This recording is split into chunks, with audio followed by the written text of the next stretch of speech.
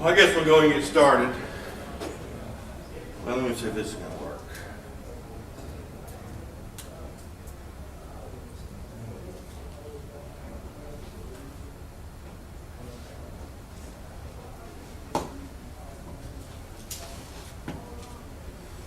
Okay. My name is Galloway from Augusta, Arkansas, between Memphis and Little Rock. That's 75 miles each way. I farm. Eight or so thousand acres. Also have a aerial application service, and I've been doing it for about 15 years personally. I don't do it as much as I used to, just because the time takes up so much of my time. So today we're just going to talk about a little bit of aerial application, the technology and equipment, and some of the things you may or may not realize concerning that side of the industry. And so we run 2 air tractor 602s, do 200 to 250,000 acres a year, so we stay pretty busy. I was in a program a couple hours ago and they were talking about communication and herbicides and all that, and it wasn't pertaining to aerial applicators, but I feel like the key to a lot of this is just communication between the farmer and whoever, whether it's aerial applicator, ground applicator, seed salesman. It never ends. Communication, that's just very important, especially when you're talking about all the different crops and technologies and herbicide technologies that we have in the past and certainly coming on for next year.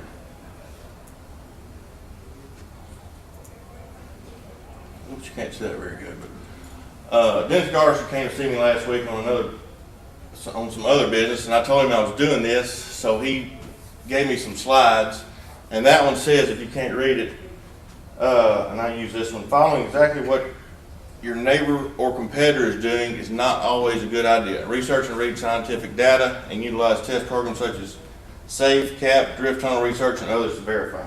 So all that information is available to anyone who wants to look at it via the internet. Then he sent me this picture, and I thought, why did he send me that picture? And I looked at it, passed by, and then I was finishing this up, and I went back to that picture, and it finally dawned on me why he thought that picture was important. That's out of Australia, probably the world's largest aerial application service. Y'all see anything? 13. Well, it took me about 2 days to recognize that, so I guess we're all superstitious. So, and again, this is a round table, so I guess y'all are supposed to ask a lot of questions, so I'm going to zip through the slides, and the last 2 slides is just thoughts and ideas and maybe to provoke some questions. So, on the spraying side of it, some of the issues are proper application height, application volumes, droplet size, airspeed, nozzle orientation, and ultimately drift. This is another one Dennis slides he thought, which is about what I just said. Application direction, across versus perpendicular versus parallel to the roads. Did any of y'all ever ask for that or think about that? Well, occasionally I get that request, and I don't mind doing it unless the field is 200 yards wide and 1 mile long. That's not going to happen. So volume, we may get into that a little more here in a minute. Some of this other stuff, bi-wing planes. Are any ag cats still around? There's a few, but not a lot anymore. Some South Louisiana, back over for Lake Charles, there's a couple operations still running. You know, I do not have any experience with the ag cats, so I know they're slower, they maneuver real easily, but I've never flown one. Slow versus fast. You know, I'd say 120 miles an hour is slow now. Fast is approaching 160, because at that 160 mark you get into some aerodynamics of the nozzles and the airflows over the nozzles, which can cause unwanted drift or additional drift because of the sheer airflow across the nozzle. Turbine versus radial, there's not many radials left. I've got a little helicopter time, but not in the other area application, so I can't comment on that. And then application time of day. Any thoughts on that? What would be best or not so good? Hot air rises, so. Most of those things. If it's 100 degrees at 3 o'clock in the afternoon, and I don't do it, I not want to do it, it's probably not ultimately going to be a good application, period. On the rice, Joey Brent on the fungicide, they usually want to cut off by 10 o'clock or so. I think it's when the rice blooms start opening. Don't want to take a chance of knocking them off. Barry, have you seen any differences between early in the morning or in the afternoon? Once you are past that midday heat? My Typically, preference is early in the morning. everybody wants early, but guess what? Everybody can't have early. I know. Midday, and it depends on the time of the year, the crops, what you're putting out. But hot air rises and the drift is gonna, I don't want to use the word volatilize, but it will have a tendency to rise and cause some off-target problems. Well, and then that gets into volume. You gonna talk about volume later? Yeah. Okay. You also get in at late afternoon, you'll get evaporation in your smaller particles. Sure. So you don't get that full volume, but you can do some things like add oil that will help with some of that evaporation. If you get too much oil, it drift worse. Yeah, there's all kinds of variables in this. But, really probably earlier and cooler during the crop season is better. Late in the day, it can still be 90 degrees at dark. Say dark's 8 o'clock or 8:30. And we're firing the planes back up at 5 o'clock thinking it's about to be cool. It really doesn't. We just fooled ourselves into that.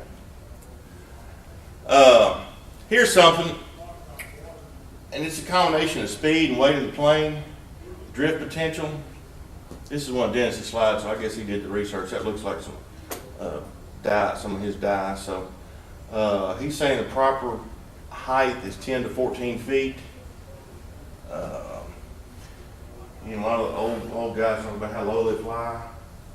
I have actually flown too low and caused big problems. It was streak real bad, and of course, according to this, it's going to drift worse. That line or that curve goes straight up once you start getting below 10 feet. And again, that has to do with the weight of the plane. I mean, if the plane weighs 10,000 pounds, those wings are, Newton's third law, every action has equal and opposite reaction. So if you got 10,000 pounds of lift, you got 10,000 pounds going down. Now, is it pushing that spray in the ground? No. Or into the plant canopy? Probably not. The experts say it doesn't. It may or may not. That's not what I'm talking about. It's just getting the plane across the field and then letting the spray material spread the way it's supposed to and settle into the canopy. Y'all like planes? I mean, again, the old timers, they like them to ride real low, like bumping the tops of levees or dragging your wheels through the canopy. You don't want to do that. Putting out a herbicide, you get the ground, what you're talking about weight. You get that ground effect where the air comes out from under the wings and goes back up. That's ground effect. It'll go up in the air 20 foot. Sure, it's like a basketball, if you can imagine. That's what if it's your wing and you're dribbling a basketball, that air is just essentially bouncing off the ground, and aerodynamics, it's actually helping keep that plane in there. Those planes are 48 to 52 feet wide, so ground effect is half the wingspan. So about 25 feet, you start getting that resistance going on the ground. And the lower you get to the ground, it's just like dribbling basketball, lower it's pushing it up. So, and that's the other thing, going across the field, it's hard to push that plane into the ground. You think you're holding back on people from going to the ground, but it's not. It'll find the right spot. Do you notice any effect on putting vertical tips on the wings? Does that help with that? The wing tips? Yeah. The Horner wing tips? What they're designed to do is keep that air from spilling off the end of the wing to provide more lift. Now, it probably would, if the air's not spilling off the end of the wing, it probably would cut down on that vortices coming off the wing tips. But I've never run them. You know, they look like this little fiberglass thing that they're quite expensive. Or you may be talking about, you know, the winglets that stick straight up in the air? You've seen Yeah, that's what I'm talking about. Okay. The Horner wing tips. That's what's going on. I don't have experience with those. You know, you see us said every now and then. We don't run them. All right, here's some drift control numbers. Different products and water. I'm just gonna walk up here. This is the average water, the red line, and here's a water, here's a water, and here's a water. So all water's doesn't drift equally, so there's the average water. And then here's all the different products. Control, the red bar over there, 37.7. That's what we prefer. Interlock, I've heard of it, but I've never used it. Y'all know anything about the drift controls? The same drift controls used in ground rigs, for the most part. Tap water and oil. It actually drifts less than plain water. Here, interlock at a higher rate, it's about the same as water. And then you get over here, I think. Superb HC, that's crop oil, isn't it? Yes. Plus interlock, it drifts worse than water. So, go figure. And this right here, I'm assuming this is a product AG 08050. Does that mean anything to anyone? I'm assuming it's some kind of drift control or experimental drift control. It drifts the worst at 75. Where tap water looks like about 52 or 53. So just some thought there on drift controls, but we do have what I feel like is excellent results with the control product. It's made by Garco.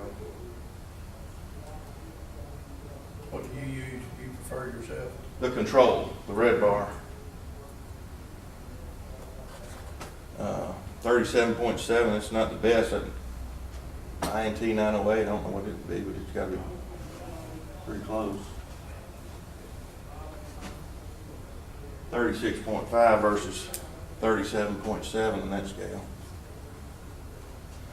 But it is interesting, an interlock at 0.08 pints maybe is better than 1.25 pints. Does that come in pints? Is that the rate, or does anyone know? Do what, is it ounces? 2 to 4 ounces per 2 to 4 ounces per 100 gallons.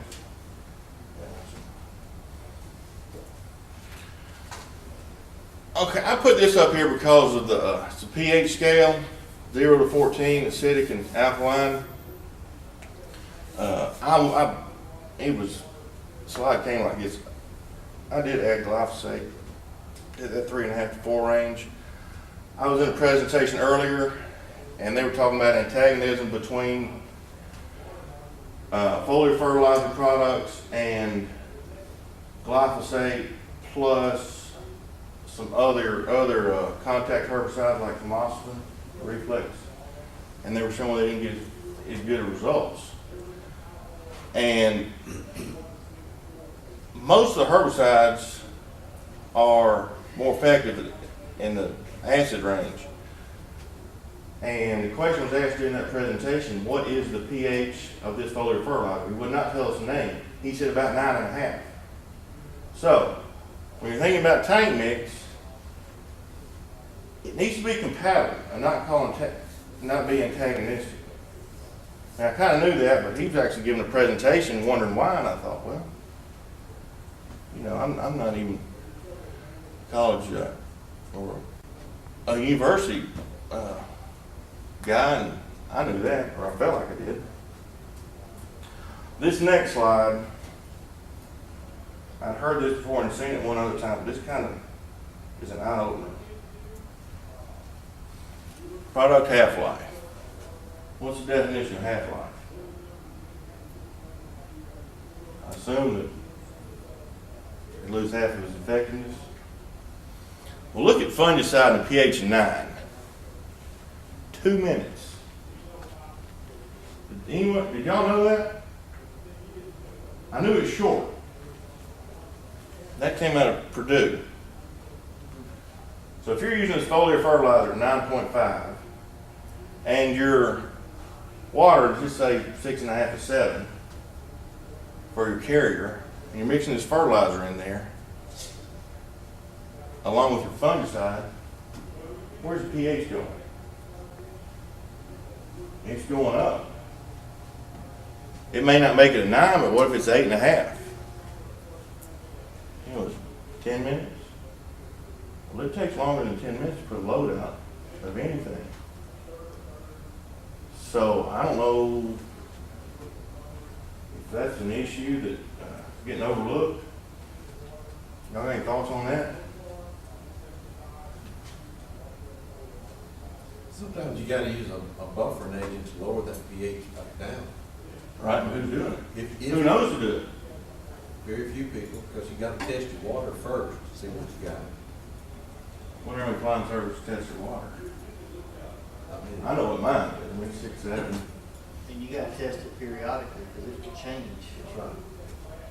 Well, I've tested mine not really for flying service, but for irrigation wells and stuff, and they're on close proximity. So you gotta change it, test it every day, but throughout the season, you ought to be testing that water, because it can adjust on. Were you aware of this? The pH changes and the I'm like you, I wasn't aware that it was 2 minutes. I knew it was small, but I didn't realize it was. now don't get me wrong, there are some foliar fertilizers that lean towards the acid side. There's a lot of different foliar. I mean, there's- You can have them acid or. Yeah. Yeah, they're all over the board, so. But who's asking that question? Same way with herbicides. 10 minutes.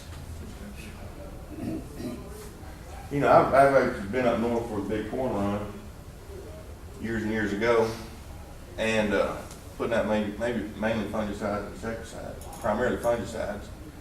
It's called hot mix. Co-ops would pre-blend the fungicide with water, give us a stack of maps, and then bring it out there on 18-wheeler, 8,000 gallons at a time. We had somebody loading us, and they just handed some map, and we'd strike out and find the field and put it out. That stuff would sit there all day. So who knows? Something to think about. This next slide, wearing my farmer hat. I'm more guilty than anyone probably, but here we go. Tank mixes. How much is too much? Is it compatible? Is any product effectiveness jeopardized? We just talked about the effectiveness, kind of what's actually going on. How much is too much? This is actually, I found this picture in some of my stuff. And there's Bidrin, I guess that's Mepex, which is going to be methylchloride chloride, Blazer, metolachlor. I have no idea. That may not even go on the same load. I just thought it was a good picture for this subject. 7 or 8 products in one mix may not be too good. And I'm guilty of it. And I don't know if I'm hurting myself or not. I'll probably start paying more attention to what I'm doing. I know everybody wants to cut costs and get the most bang for their buck. I've got one customer cannot stand there, will not use us. When he uses airplane, he will use us, but he just drives by and looks the other way because he's guilty of the other. He'll put out 4 ounces of ticks or Mepex, methylchloride chloride. What's that stuff called? About $5 a gallon, so 4 ounces is less than $1 probably. Then he's paying $7.25 or $7.35, whatever we charge, to put it out. So I hate airplane too. Putting out $1 worth of product, it doesn't make any sense, but he does it every year, so. And he's not going to change, so. You know, y'all ever whip up some Walker batches? It takes a long time to mix that too.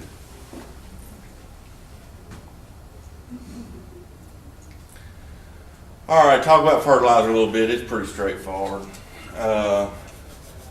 Swath widths, too wide, too narrow. Too narrow is just as bad as it's too wide.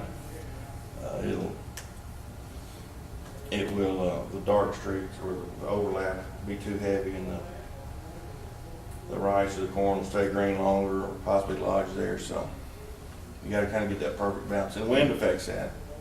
Upwind, downwind, you usually spray in the morning when it's cool, and we start fertilizing. You know, those hot summer days, sometimes that wind can get 20, 25. We usually put about 20 because you don't want to be in there. If you don't have a gate controller on your plane, and I've got one now and one without, that actually measures your ground speed and adjusts your gate for the benchmark setting, I've seen one direction going 120 miles an hour, and one direction going 180 plus. So I guess you'd think it kind of averages out, but you're going to have one heavy pass followed by a light pass, back and forth. Would you comment on two planes working together in a racetrack pattern? Okay, well, first off, if you're racetracking, you should only have one streak, have your light streak, that's gonna be in the middle. If you're going around a circle, and when he finishes up, he should have one going one direction and the other one the other way. Correct. So you should only have one streak. Now, two planes, depending on how they're doing it. The way we do it is the lead plane sets AB and the second plane's right behind it. And we're setting AB just as accurate as we can follow. Now, there are some systems that are not very good because the planes move so fast, the data can't transmit fast enough from one plane to the other. So we don't have it because it's not worth it. It doesn't work. And what about one's on the ground loading, one's flying, and then they're just alternating back? I mean, that's, Well, they, if the AB line is established right, okay, yeah, if they have identical or close to identical AB lines, yeah, the passes are counted on the display on the screen. Yeah. It'll tell you what pass you're on. So if they're in communication, radio, you know what pass you're on. they communicate then by radio, Yeah. and I ran out of product at GPS site, so you pick up it. Yeah, How do they do that? typically the way we do it is you know, I ran out on 14 at the Okay, 6 levy. yeah, okay, but they're talking to each other. Yeah. Yeah, And they'll set that AB line, one will take the odd passes, one will take the even passes. That way they're starting and The stopping. passes are numbers. Point. Sure. So they take opposite passes with the same, Yeah. as long as they run the same equipment, 2602s or 2502s. Yeah, when you get into different setups, it's all a guessing. Racetrack, that's a little faster, you turn around faster. Back to back, gets into that upwind down, you'll notice it more. Still have the same effect, but half the field will be light, other half will be heavy, and in one spot in the middle, you're probably gonna have a streak. Maybe heavier, maybe lighter. Windy conditions, like I said, we quit about 20 miles an hour. And I know everybody jumps up and down and says, you gotta do what you gotta do, it's gonna rain, it's gonna rain. We're doing all we can. Promise you. Have any of y'all in here ever done it? You fly? I don't fly, but I got flying service. Okay. But you've ever ridden in it when it's so rough? I'm Those really- helmets are not for a crash. Yeah, they are. But strapping your butt in there sometimes isn't good enough. You'll hit a pocket of wind and your head will hit that roll cage so hard you won't know what happened to you in your days. But we do quit about 20. Y'all have any particular number y'all quit at? We quit at 20. Can't hardly hold the light bar steady above 20. You're gonna be all. And I've done some stuff probably as high as 40 and thought, my gosh, this is gonna look terrible. And actually it looked fine, but it's just not safe.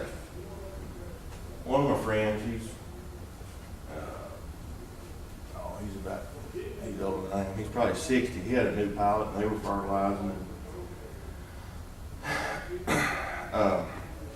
His brother was running one plane, this new pilot run the other. And it was windy, and he called him on the radio and said, "You get out of that plane, you're fixing to wreck it, I'll take over."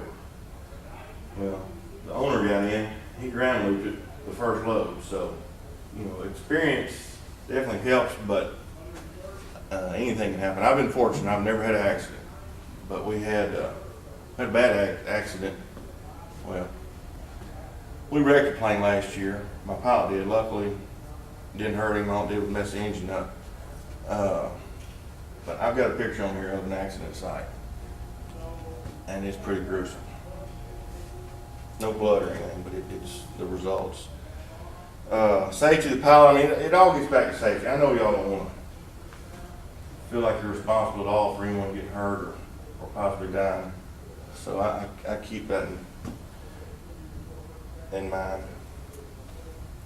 These fertilizer vanes, you got all that turbulence coming off the propeller, pulling the plane through the air. They just basically catch that air, stop that turbulence.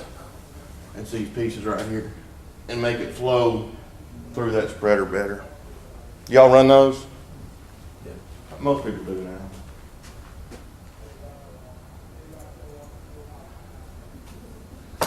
You know, I don't know what else to say about that, but it never fails. Somebody will run up there and say, "I gotta get some fertilizer out before it rains."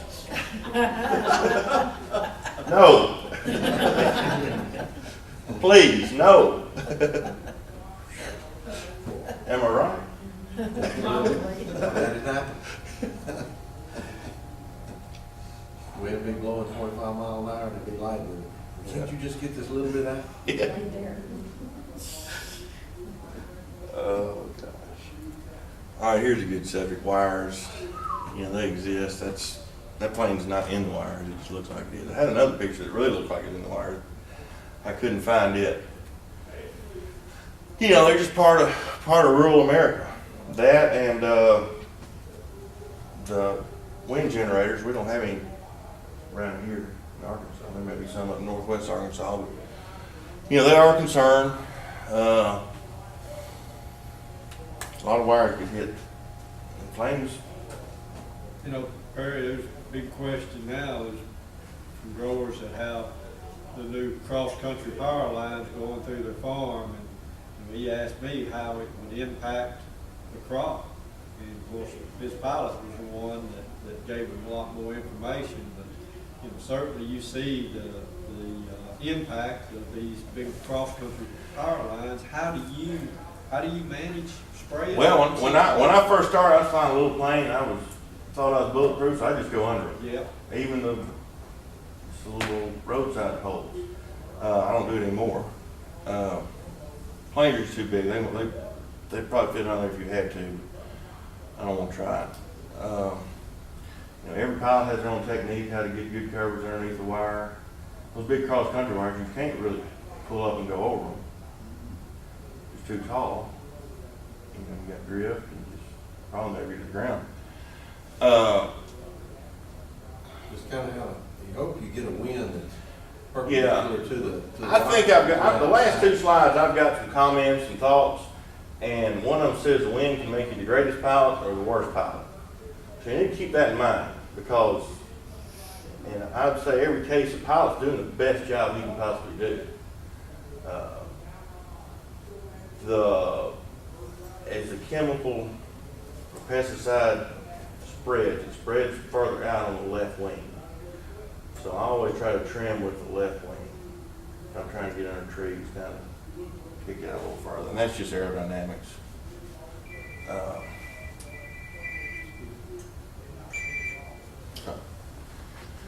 All right, now I got this call, 2015, August the 11th, I think. And that's my plane there. If you look in the background, you can see that wire. And he hit it, that's all I can say. The top wire, that's one of the big steel structure cross-country wires. You can see that up there? And they were 3/4 of an inch around. Fortunately, all it did was tear the nose cone off of the left boom and ruin the engine, which was $500,000. Nonetheless, he was okay. His feelings were hurt, he was crying. I was with Joey that day, I think, or Joey saw me go by, because I was out on the farm and I got the call. And of course, he was 45 miles. That's the furthest field I've got from my operation. And it's 45 miles away. The only reason we go down there because the guy farms about 12,000 acres plus. And he's got, what's he got down there, Joey? 1,000, 1,500 acres or something? And we just go down there because it's a necessary evil. And of course, this accident happened. There's some of the damage, ruined the prop. That was on a Friday morning about 8:30. And of course he was upset. Skip through all that. He wanted to fly. I said, all right, you're not flying anymore today, but you can fly my plane tomorrow, being Saturday. He said, I need to get some help to finish up. Because that's when we had the worms so bad in 2015. It was, that was August the 11th, so we sprayed 36,000 acres in about 10 days. And in those 10 days, it rained once, and we had to go to a funeral.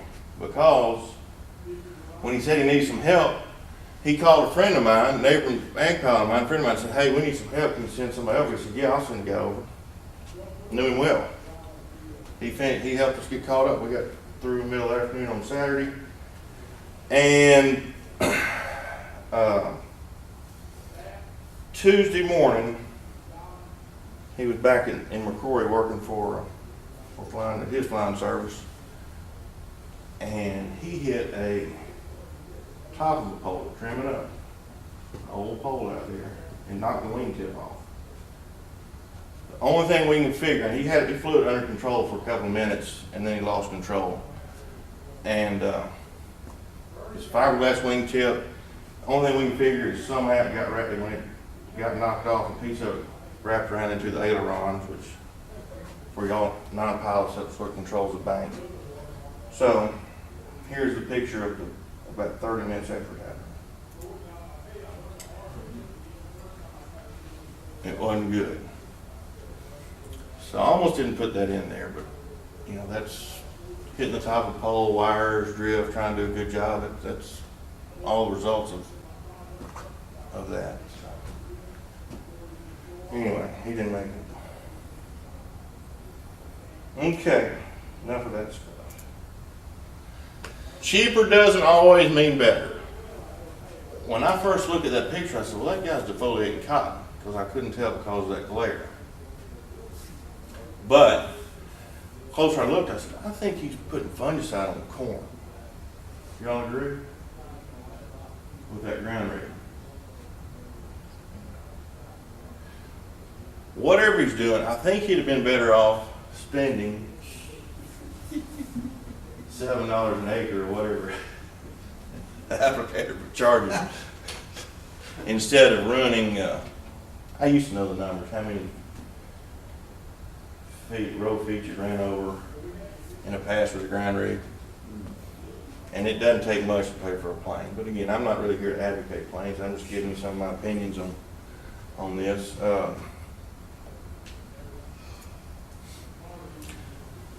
There's a ground rig job. And again, this is not anti-ground rig.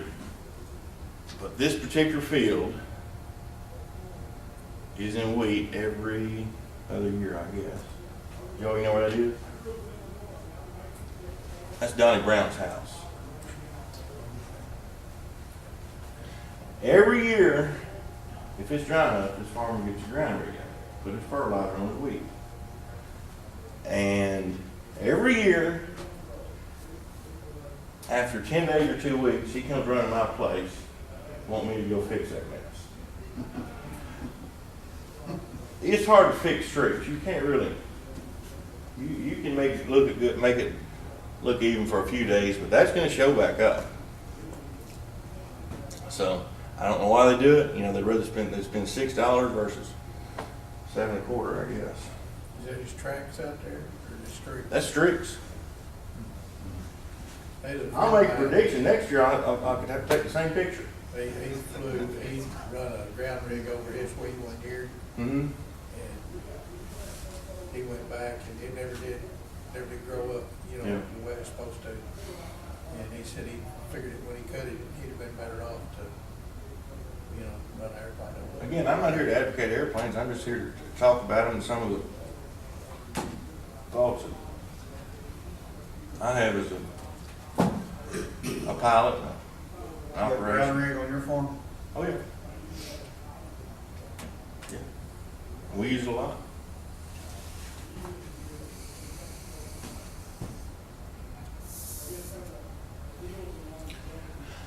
All right, these are just some thoughts I had, maybe directed at y'all for comments. Make conscientious decision on crop placement. It's very frustrating. I mean, I'm assuming there's several consultants in here. When they have to make recommendations for a particular crop that's surrounded by a non-compatible crop. Do I need to go further with this? I mean, it's just, don't surround your conventional rice on all four sides with clearfield rice. It doesn't work. I don't care how bad you want it to work, how bad you don't think you have red rice in that field. It just does not work. It puts a lot of burden on us as pilots to get it done, because we want to get it done, but at the same time, it's very risky. Consider herbicide traits between the same crop, between like crops, same thing. With, I mean, we're not going to put any dicamba out by plane, but, you know, there's some other examples. Just like the rice example, conventional versus clearfield. I guess the first one, the conscious decision, that'd be putting rice next to cotton maybe. And then check with your neighbors, see what they're going to do. Try to work something out. You just make everything not easy, only easy for the flying service, but for everyone involved. Follow the label, y'all know that. Label's the law. Buffer zones. A lot of times there's a buffer zone on the label, or maybe a state requirement, and we may or may not follow it, but if there's an issue, command is an example. What is a buffer? 100 foot, Joey? 100 foot between houses and stuff. So you're actually not supposed to spray. I don't care what direction the wind's blowing. You're supposed to lay off 100 foot. And there's definitely buffer zones with the dicamba products. Big time. Not that it's going about air, but it's something to think about for the ground applications. It's like 300 feet. Is that right? It's 220. 220? 220? 220? 220.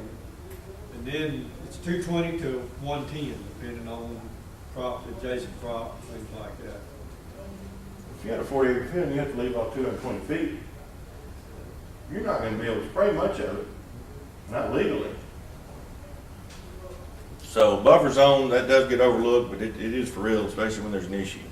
Houses and gardens, yeah, I've killed my share of gardens. None of them intentionally. You take a disc with you when you buy the garden? No. I have had some problems. I refuse to pay. One time, I killed a gardener, was accused of it, and I didn't want to fool with it. He wanted $300. So I took him $300. Well, guess what? That night, all his neighbors called. They wanted $300. So. And then they eat out of it the rest of the summer. Exactly. Enough of that. You know, I had to nip that in the bud. So I'll fight that group of houses. Our area finally learned to take a disc. And when you buy That works, yeah. buy the garden. They say you killed your garden, give them their money and bring a disc, and they'll say, well, it may not be that bad.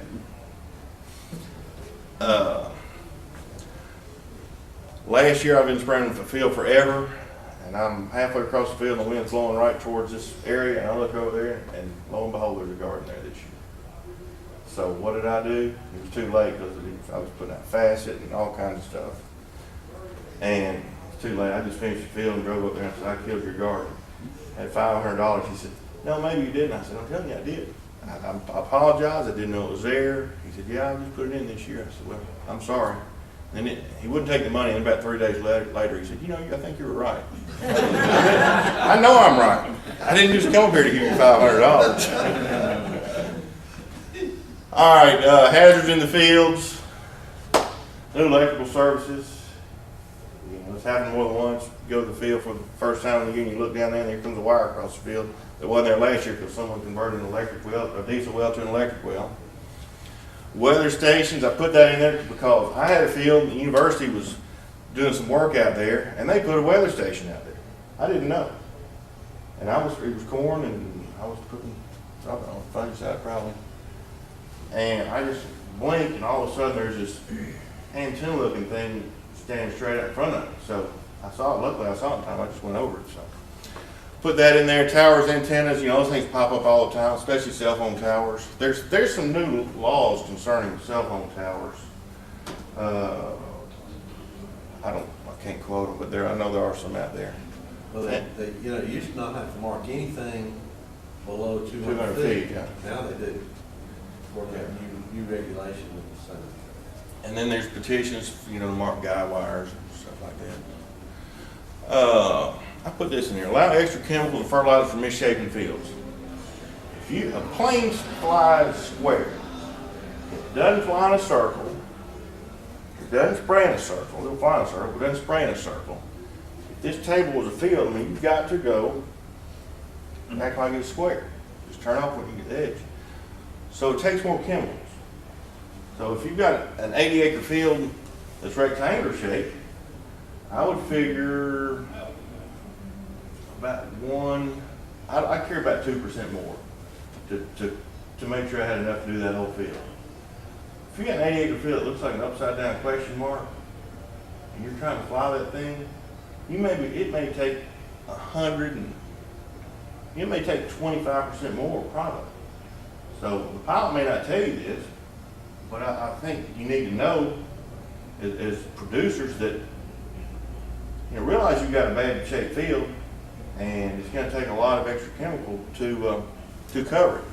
Same with fertilizer. Fertilizer may or may not be as important. What do they do when you only send the appropriate rate and you have an odd shaped field?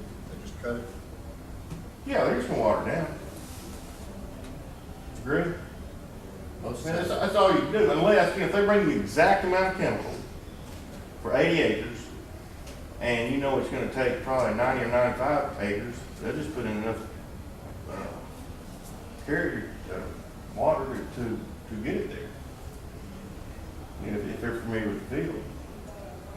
But it's not fun to run out. It takes a lot of time, shuts down the whole show. You have to go fill up, you know, put in 40 gallons or something to come back. Any other thoughts on that? I didn't address the volume. Can I ask? Yeah. So I want to ask from the producer's standpoint. So I do everything that you got up there. I've been doing it for a while. I want to be a good customer. I want in exchange the water I'm supposed to get. And where this really came to my attention was I'm sorry, you want what? I really want the water that I'm paying for. Okay. I don't feel like I always get it. All right. And I guess it came to my attention a couple of years ago, we've been putting out pictures day after day after day, 15 ounces swapped rice straw. You didn't catch the change until you put out 15 ounces of rice straw. When you got done, you had 40% of the product left over, realized you missed a rate change. Turned around and reflew the field again with 9 more ounces of rice straw. Best herbicide application I've ever got. Just double the water is what it was. The second batch of water was free. So to me, it really brings into question the water rates that, for a producer, what they're paying for versus what they're getting. So talk about it from a pilot standpoint. All right, without being argumentative, is it water doing it, or is it the clincher, or the rice star, or the coverage? I feel like you're getting better coverage. Coverage, yes. Yeah, because water, you know, not going to kill anything.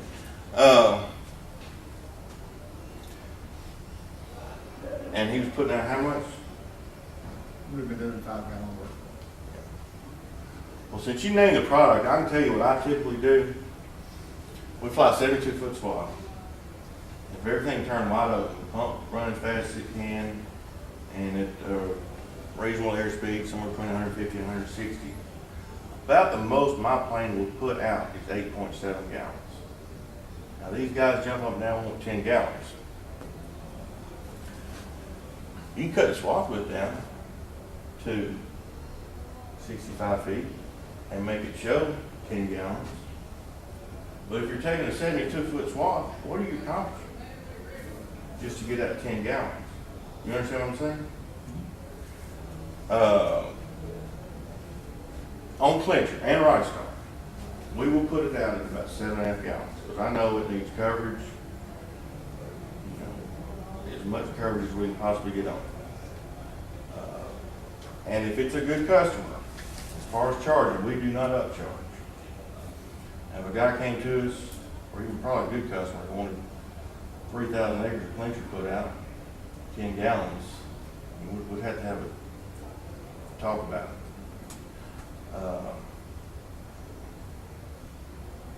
You know, double fine, I've double phoned some stuff, similar situations, messed up. I don't know that we got any better results. I'm especially concerned about it on the right sides. Yeah, that's the main thing. You're investing so much into that package of what you're putting out. You get one shot, and the coverage is critical. I understand it from a farmer's point of view. I mean, and we do up the volume on Clincher and Right Star. My point is I would rather have to pay more to get more. Most don't.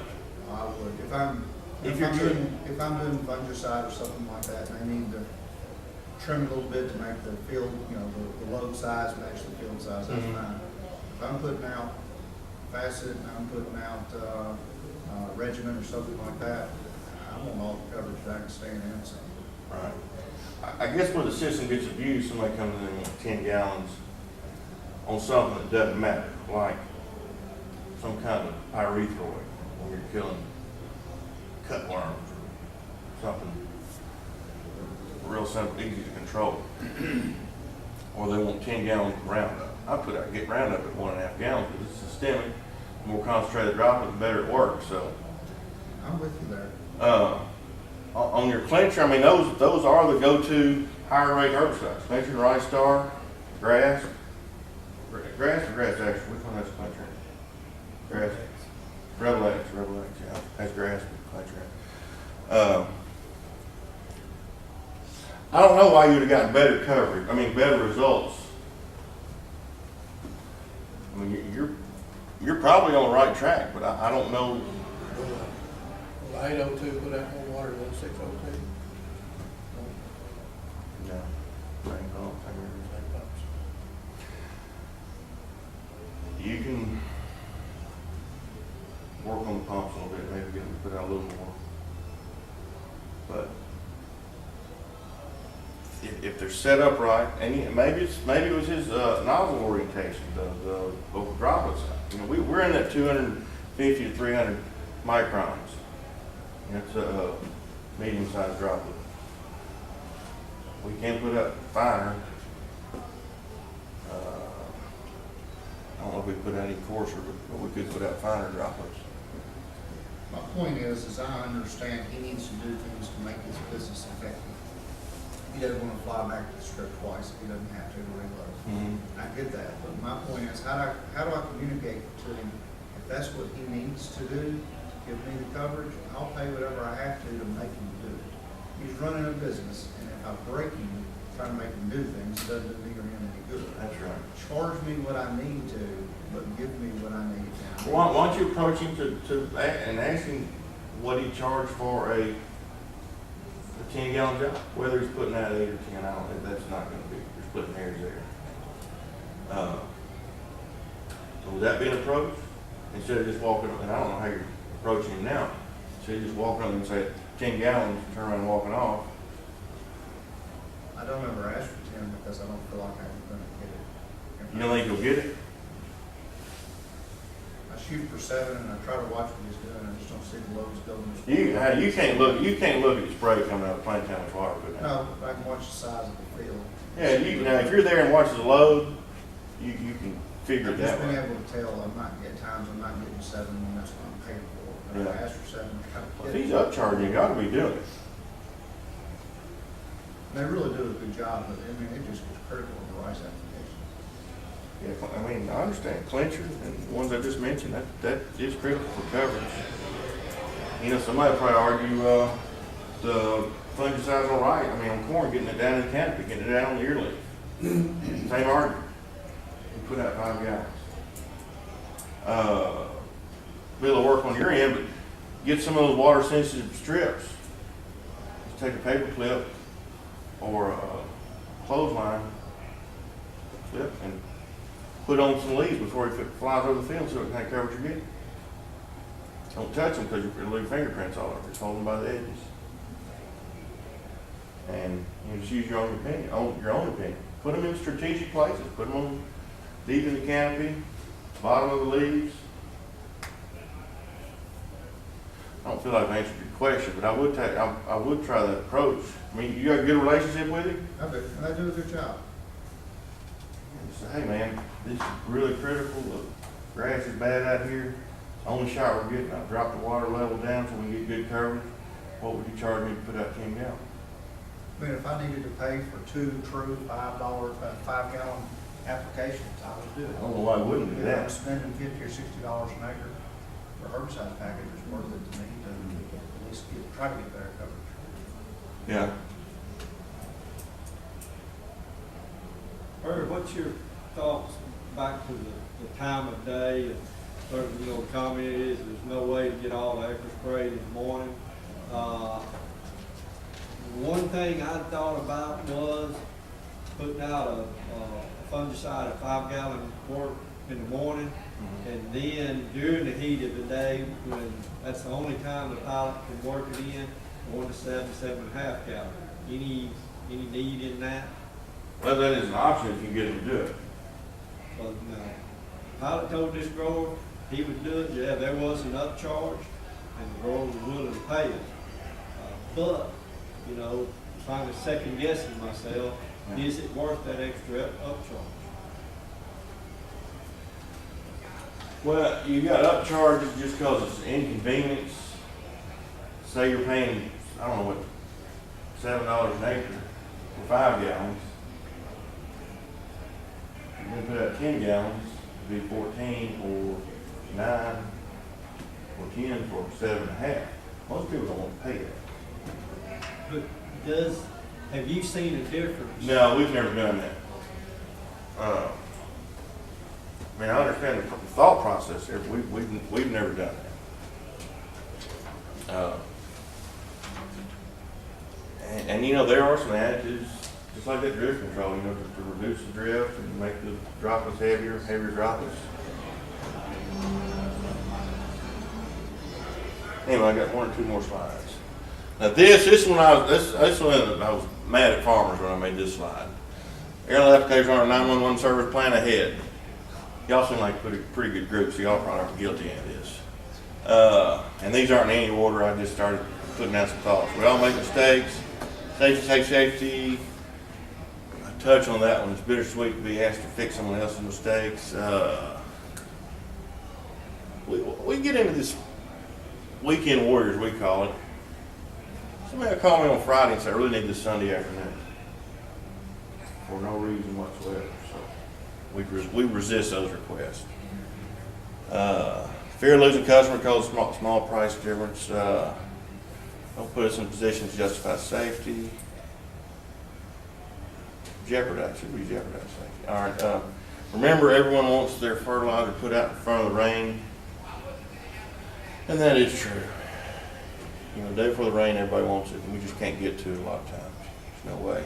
Not only we can't get to it, they can't get us fertilizer. Calm winds or no wind is worse than high winds. I hear it every week. You can do it. Take one of the scenarios I just gave you a few minutes ago. Surrounded a conventional field or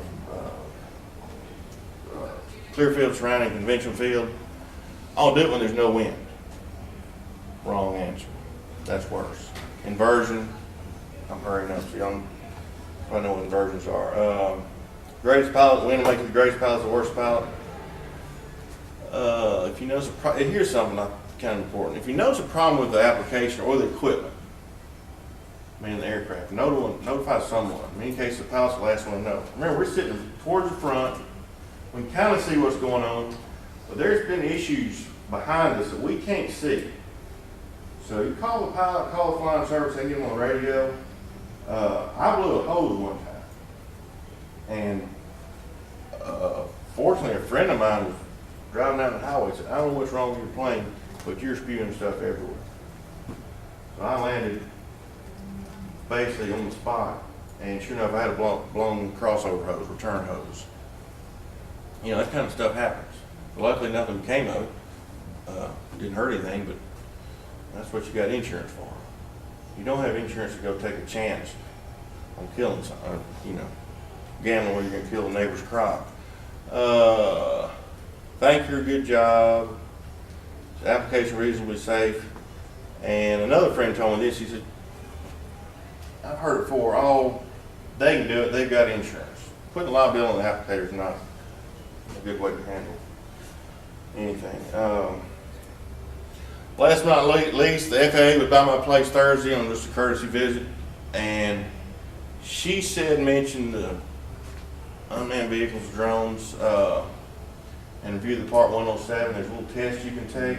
Any of y'all done that? Y'all flew with drones? Who was talking about drones earlier?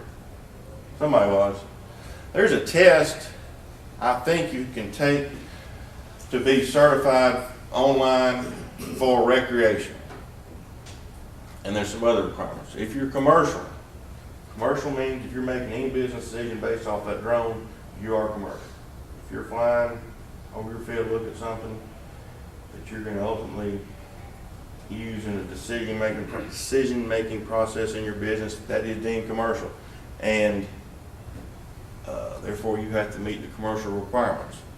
Are they enforcing it? How are they going to enforce it? I have no idea. But that involves some sort of pilot's license, written test, and some other stuff you got to take care of.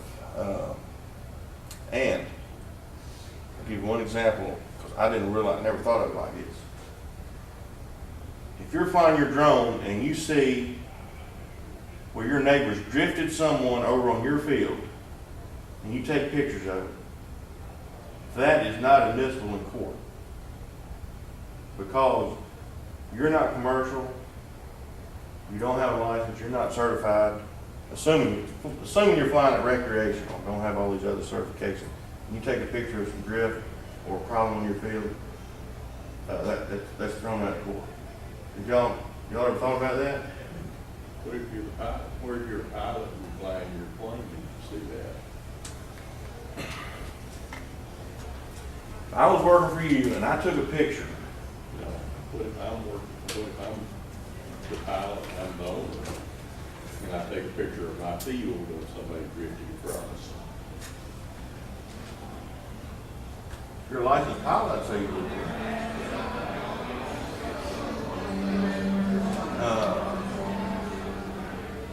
I don't really know. Again, I just told her I'd put this up, and she gave me that example. She told me to refer everybody to that website and that Part 107. So if you're a private pilot and you took a picture of your own field, that should be admissible. Just my opinion. I'm no lawyer and I'm nothing. But you would think that you could use that as some kind of evidence. The way you presented it, though, that brought that question up. Yeah, and that's the example she gave me from a drone. If you're just out there with no license, hadn't taken the online test, you're just flying your drone, your kid's drone or something, and you think you suspect something's wrong with your field, you take a picture and it's very obvious that something drifted across it, and can't be worked out, and it goes to court, that information gained from that drone flown by a non-certified commercial operator, it's thrown out. So, it may not make sense, but that's the way they're doing it. Could be one way be certified if you can't use the data that you get? I went upstairs earlier today, and I've actually looked that up, and it's pretty extensive on what you can and can't do. Especially, well, it just tells you all the requirements, and there's a bunch of them. I know these guys out here selling drones, nothing against them, probably aren't telling all their customers what they have to do, what's required of them to use them in their business. They may be. Yeah, but for your safety, Barry, I wouldn't want to be flying. That's a whole other issue. That's been argued and argued and argued. The likelihood of an ag plane hitting a drone is pretty slim. But it probably will happen one of these days. I heard, the rumor is almost happened in Australia a few years ago. You know, drones that big, the ones I see. Maybe what happened to 13? Yeah, that's what, the drone got number 13. I think, we're out of time on it. That's all I have. Hope I wasn't too boring. Thank y'all.